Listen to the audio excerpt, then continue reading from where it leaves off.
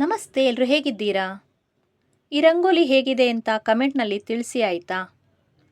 ಈಗ summer time ಆಗಿರೋದ್ರಿಂದ ನಮ್ಮ ದಾಸವಾಳದ ಗಿಡದಲ್ಲಿ ಹೂಗಳಂತೂ ತುಂಬ ಚೆನ್ನಾಗಿ ಬಿಡ್ತಾ ಇದೆ. ದೇವರಿಗೆ ಕೆಂಪು ಹೂಗಳಂದರೆ ತುಂಬ ಇಷ್ಟ ಅಂತೆ. ಅದರಿಂದ ಪೂಜೆಗೆ ಬೇಕೇ ಬೇಕಲ್ವಾ? ಎಲ್ಲ ಹೂಗಳನ್ನು ಬಿಡಿಸಿಡ್ತಾ ಇದ್ದೀನಿ. ನೋಡಿ ಎಷ್ಟೊಂದು ಹೂಗಳು ಬಿಟ್ಟಿದೆ ಅಲ್ವಾ?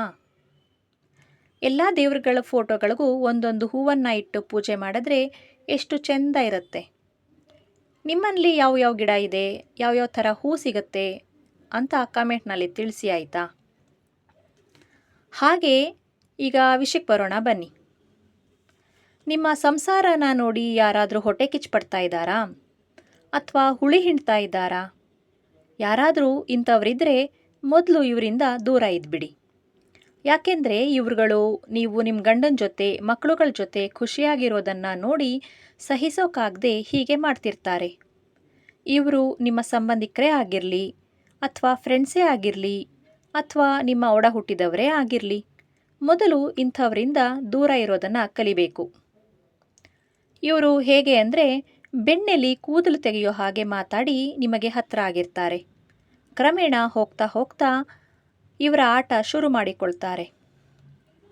ನಿಮ್ಮ ಬಗ್ಗೆ ನಿಮ್ಮ ಗಂಡನಿಗೆ ಚಾಡಿ ಹೇಳೋದು ಅಥವಾ ನಿಮ್ಮ ಅತ್ತೆಗೆ ಚಾಡಿ ಹೇಳೋದು, ಇದರಿಂದ ನಿಮಗೆ ನಿಮ್ಮ ಗಂಡ ಅಥವಾ ನಿಮ್ಮ ಅತ್ತೆ ಯಾರಾದರೂ ಬೈಯೋದನ್ನು ನೋಡಿ ಇವರುಗಳಂತೂ ಒಳಗಡೆ ಖುಷಿ ಪಡ್ತಾ ಇರ್ತಾರೆ.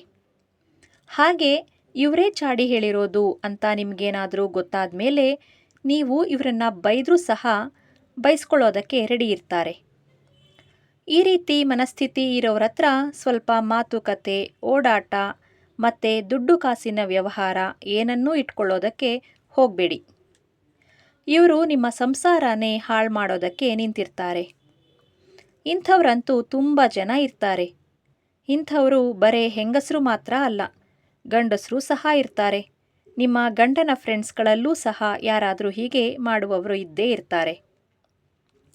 ನೀವಿಬ್ಬರು ಅಂದರೆ ನೀವು ಗಂಡ ಹೆಂಡತಿ ಸ್ವಲ್ಪ ಜಗಳವಾಡಿದ್ರೂ ಸಾಕು, ತುಂಬ ಖುಷಿ ಪಡ್ತಾ ಇರ್ತಾರೆ.